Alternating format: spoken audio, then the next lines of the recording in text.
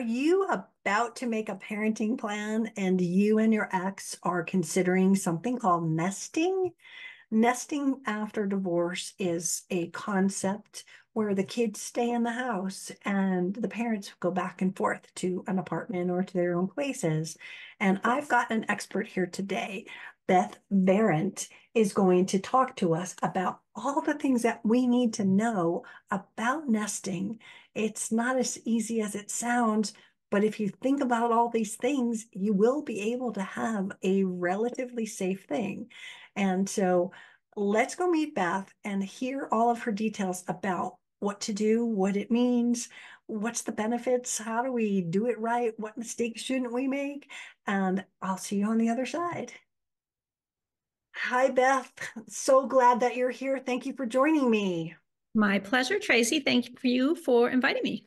Well, when I found your book, Nesting After Divorce, I had to get it. I had to read it. A lot of my clients, as you know, are in narcissistic relationships, and nesting is not an option. But some parents are able to do this. So, can we give a brief introduction of what is nesting parenting? Sure, sure. It is also sometimes called bird nesting, and that's because of the concept of the baby birds staying in the nest and the parents take turns flying in and out to take care of them. So it often just gets shortened to nesting. But if you're Googling, you can use either term. And so what it means, therefore, for people is that the children stay in the family home, and it's the parents who come in and out to parent them. And so the kids are, all in one place. Their stuff is there. They're in the same home, and the parents do the shuffling back and forth rather than shuffling the kids. And it makes so much sense. I know you and your ex-husband have done it for many, many years. Can you share with what are the benefits to the kids? Because I know that shuffling kids and oh, I forgot my soccer things and back and forth is pretty hard for kids. What's the benefit to doing something like this? Yeah, I think that that's kind of the obvious one is that the kids do not have to keep track of their stuff, their homework, their sports equipment, between two homes. They are just always in their same bedroom, the same place that they're used to. So it's less stressful for them. There's also the comfort because even if you're nesting, of course, divorce is still an upheaval to how the family used to be. But I think it's very comforting to the children that they're still in their home and surrounded by their things that they love, and their friends always know where to find them. There's not a schedule that people have to keep track of if they want to engage with the children. The children are just at the house as always, and their routine stays very much the same. Of course, it's either one parent or the other who may be making breakfast and getting them to school, but they're just going about their usual routine. So that's probably the biggest plus is just that consistency and comfort for the kids. Yeah, I would imagine that. So, as I already discussed, my clients on narcissistic abuse wouldn't necessarily be candidates for it. What does a good candidate for nesting parenting look like? Well, I think you do, even if your divorce is feeling contentious, and of course, usually if you're getting divorced, it's because there are problems. But I think you need to have a core of trust with the other parent that they will capably parent the children if you're not there in the house at the same time. And so certainly if the children do not feel safe with the other parents, you wouldn't want to consider this. If you can't trust the other parent, at all, then it would not be something that would work. But as I said earlier, I think there are often times in the heat of divorce where it seems like you could never make this work. But if you try and keep the divorce emotions separate from the parenting emotions and the parenting goals, which of course takes, maturity and communication. But even if you're, not great friends, I think you can make it work. I know people have made it work in that situation.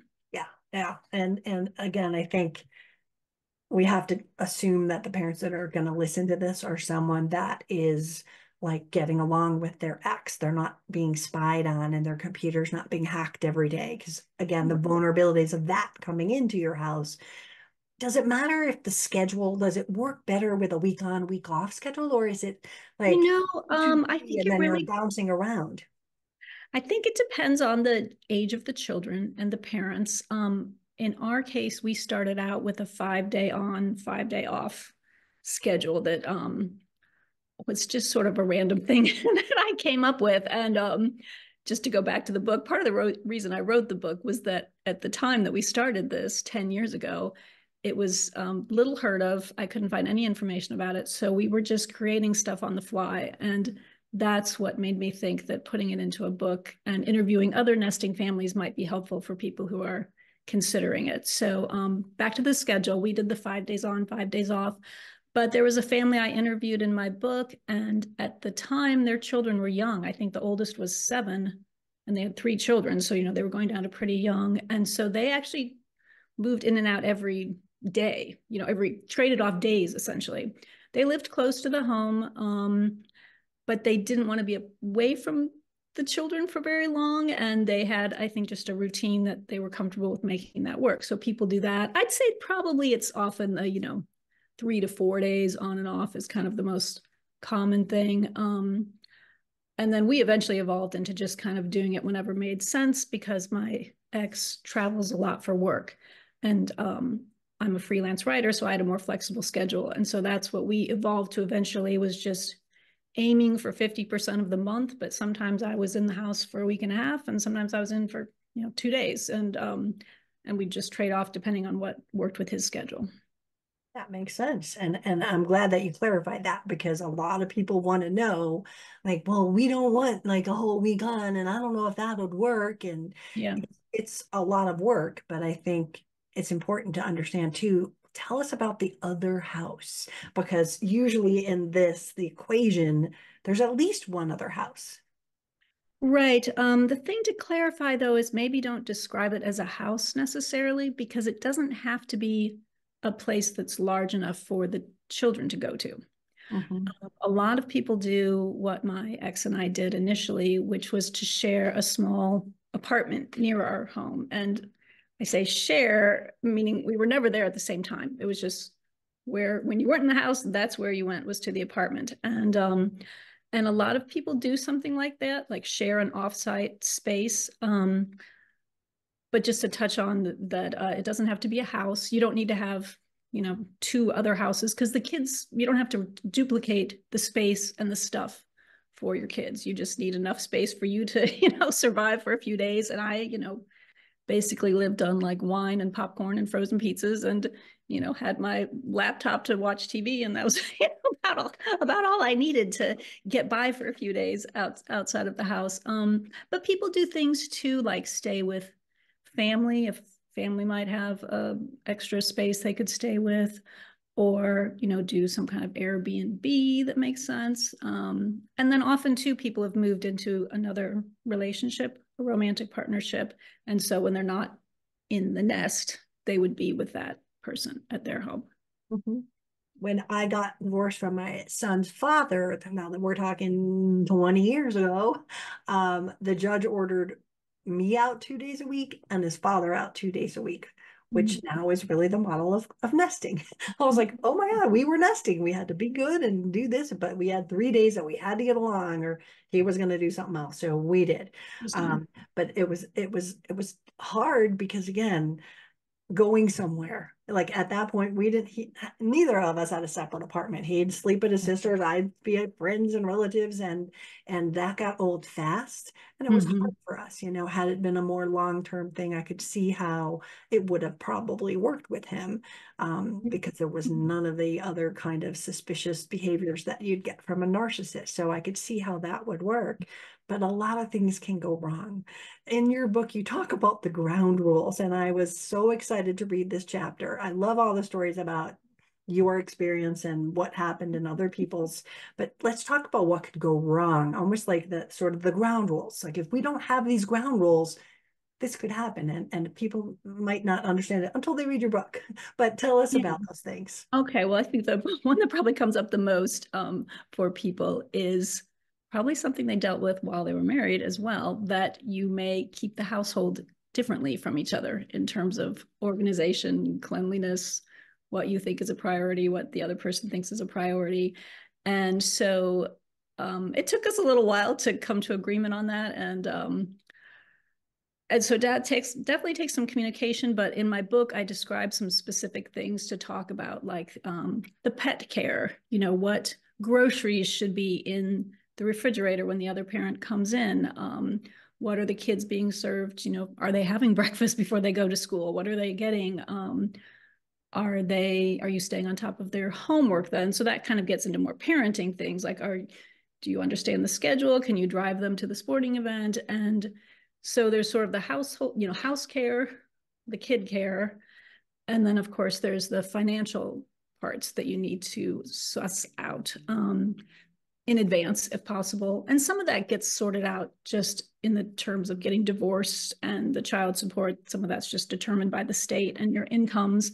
But when you're nesting, of course, you kind of have to figure out, is it fair that I always buy all the cleaning supplies? Like, shouldn't we be splitting that? Who's paying for the dog's vet bill? Who's going to make sure, if the kids need new clothes, are we splitting that fairly? Or perhaps, I do the work of going to buy the clothes, but then you pay for them. There's a lot of negotiating you can do, but it's really, not that different from parenting while you were married, except you aren't around each other as much. Right. But it's thinking through the things that could go wrong. Like in your book, Yeah. there was a part about like the roof or painting or the walls need or the refrigerator breaks. What are we going to do then? Because whose house is it? Right. And I know in the book it is your ex's house. And so Right. you're like, well, why should I pay to replace the dishwasher if it's his house or some example like that? So a Yeah. lot of those things have to be considered as well, right? For sure, those are really important points to make about sharing a home. And not everybody does deciding that the house just belongs to one person or the other. Quite a few people I interviewed actually kept joint ownership of the home and then just, had a formula for what the contribution was based on salaries. And so if there was an emergency, they already sort of had a formula in place, to make that fair. But you're right. Even then, there probably needs to be some discussion about, is this my thing, like my stereo that got messed up, or my wine refrigerator? I don't know. I'm trying to think of something kind of over the top that wouldn't maybe be necessary to the family life, but But they it's broke it. a costly item that, are we agreeing that we both are responsible for this? Or yeah, there's a lot that can come up. So there's a lot about evolving too as the process goes along, because some of this stuff you can't, predict at first. Right. And you talked about the trial period, which I think is an important part to bring up.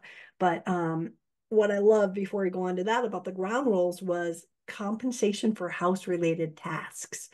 Because, if one person is going to be the one that, buys those supplies or cleans the floor or does these things, how's that fair if they come in and I've had this with clients where the other partner comes in, totally eats all the food, leaves dishes all over the counter, and they left it clean. The house is disgusting, the towels and the bedding, like all of these details were never thought through and Right. therefore became a problem once they were actually living it. Right, right. And I do think, and I'm glad you pointed that out actually, because I was pretty proud of that part of the book, because I think it helps people who perhaps I was in not quite fully stay-at-home parent role because I had the freelance writing gigs, but it was part-time. And so we definitely did, get to talking about like, well, if I'm going to, make sure the garden is weeded and like, as I mentioned earlier, take the kids shopping for clothes, or, I'll be the one who cleans the house, but we agreed on some dollar amounts that would be fair to even out that labor versus, what it was relieving him of certain tasks because he did have a full-time and does have a full-time job and traveled a lot. And so, he couldn't really do all the stuff that I had the flexibility to do, but it wasn't fair for me to just do it, for free. so so It's yeah, that's a conversation for sure. And I hope that that helps people think about, especially if there are disparities in the income between the two of them, that there may be responsibilities that, get some compensation for. And I think that makes it just seem fairer is to have somebody, like, okay, well, I'm going to do all the cleaning. So I'm not like freaked out. I know it's my responsibility, but, like a maid coming in and cleaning up every time they leave, Mm-hmm. I'm being compensated to clean it back up. And that makes it feel a little bit less icky, I Yeah, think. less onerous. And or also, I know one family. I have a Facebook group for people who are nesting. It's private, but it's called Family Nesting on Facebook, and you can connect to it. And I'll include you, anyone who's interested in it. But I remember somebody there talking about that. Ultimately, they got to the point that she didn't really want to clean when she came in, so it was agreed that if he wasn't going to do it, that he would hire a cleaning service, who would come in that day that he was going out, and they both agreed because he didn't want to clean and she didn't think it was fair that she had to do it, and so they agreed that that made sense for him to pay for it since he wasn't going to do it. So there's different ways to think about how can you make it, yeah, feel fair to both parents, for sure. Absolutely. And it brings us into the trial period, and just like in the book you have a whole chapter on the trial period, and I think a lot of people miss that, at least in my world that I've dealt with who are doing this, Yeah. do it, and it's the ink is dry and it's for life. And so what is the trial period and how does that help? Yeah, I think it's a good way to approach it because you're right. You can feel trapped if it's not working out well or if you can't figure out how to change it. And so in our case, we agreed to a year-long trial just because we were renting the apartment for a year. And so we thought, it just made sense. But people could do a little bit shorter, though I do think you need to give it a few months. And I think it's good to perhaps, if you have children who are in school, which I guess is why you would be doing this, if your children are in school, to do it over a period of time where you can see what it's like to deal with school breaks and snow days and sicknesses, and how are you going to juggle their schedules when things, it's one thing to do it in the summer versus to do through the craziness of a school year. So I would suggest having some overlap with that as well. But I think then the trial period lets you you've made a commitment to try and make it work. And so you work a little bit perhaps harder to try and come up with solutions, but also you don't feel so trapped like we have to do this forever. And I know people have put that in there, either their parenting agreements or their divorce settlements, that they're going to do it for a length of time and then reevaluate. And I think that's a great approach. And even though I am nested for a long time, I'm still nesting with my ex and my children. I don't think that that's maybe right for everybody, but I really do think that period of time to help the children adjust to what the next steps are going to be is really helpful to them too, to all of you really, so that you're not just rushed into buying another house or whatever, that you can really take your time to think about what's going to make sense for us. Because again, not thinking forward could mean like now you're in a new relationship and Mm-hmm. you've committed to 15 years of this, right? And you're like, maybe it's not working out. I got a husband home. I want to be there. I want to do this, right? So I think putting something in there, that the trial period or even a reevaluation clause, that Yeah. after so much time we'll reevaluate, or even every Mm-hmm. year, like, is it still working? Do we want to keep it that way? You're not going back to court to change it. Right. You're Yeah. going, Yeah. we have a clause that says we can reevaluate it, we both agree it's not working, Mm-hmm. let's go to next step, right? And so I think if people get that in their head, that it's not forever unless they Right. want it to be. And Right. some Yeah. families like yourself are the perfect examples of, yes, it can work. And look at the gain of your children. They have that sense of security. They have their family home. They're not being ripped apart and forgetting soccer shoes, right? Mm-hmm. It's just more peaceful, but it has to be the right kind of family that can do this. Sure. Sure. For sure. Yeah. All right. I have one more question. How long do people usually nest for? Because we were talking about that a little bit, but is it You like know, 20 or 5 years, three? it's hard to say. I was surprised when I interviewed families for my book. They were people I didn't know very well when I first set up their interviews. And so there were two of them who had nested longer than I had already at that point. So, well into their kids leaving for college, essentially. And so that was reassuring to me because we were moving in toward that direction. And I was, thinking, gosh, it seems like it makes sense just to do it till they go to college. So I can't say that it's rare because I've certainly met people who do it that long, but I think a lot of people have sort of uh, certainly, a year is the goal. And I'm trying to think what it's caused people. I think some people, maybe make it a couple of years. It kind of feels to me like you do a couple of years while you figure out the next step, or you're just in it and you stick with it. But of course, whatever works for people. But so there's kind of, I think you're kind of the two ends of the spectrum would be that. Because I think if it's working well, then no matter what comes along, you're going to keep it working well because you like how it is for your family. So, which is what happened with us. So, And that's the depending point is if it's working well, let's keep going, right? If it's like right. not good, let's have Yeah. an out that this isn't Right. working. We've got to find another solution without going back to court. Right. And taking, and figuring out the right solution instead of just, one week, everything ending, you need a little buffer time to figure out what you're going to do next and to prepare the kids, of course. So, And I think the advantage, whenever I work with people who are co-parenting, the advantage is that I call it the deprogramming. Like they've just got back and now they're like kind of not themselves for a couple of days and they have to adjust and then they're back, right? And so this kind of takes a little bit of that out of the mix because they're comfortable, they're home, they don't have to worry about forgetting anything, their toys, their bikes, their friends know where they live, they're on the block, they can ride their bike yeah. down the street. It's just a more nurturing kind of environment if it works for families. Right. Right.